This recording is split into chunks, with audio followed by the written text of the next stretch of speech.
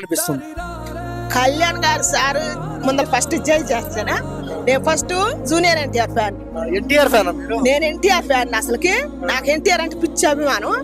అయితే మన పవన్ కళ్యాణ్ సార్ వచ్చి నాకు ఆయన పరిపాలన చూసి ఆయన పడ్డ మాటలు అవన్నీ చూసి నేను అలా అనుబంధాలు అన్నదమ్ముల అనుబంధాలు చూసి నేను మళ్ళీ ఆయన ఫ్యాన్ అయిపోయినా.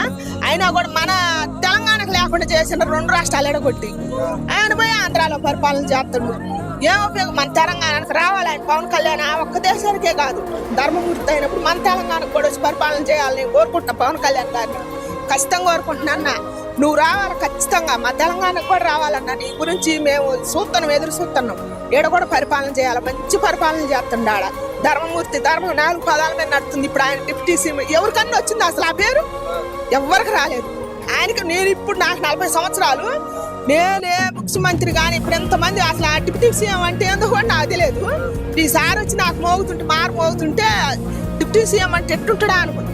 ఆయన ఇచ్చిన మాట ఇచ్చినట్టే పరిపాలన చేస్తుండే. అవతల వాళ్ళు ఎంత పుణ్యం చేసుకున్నారు, మనం ఎంత దరిద్రులమైన మన తెలంగాణ.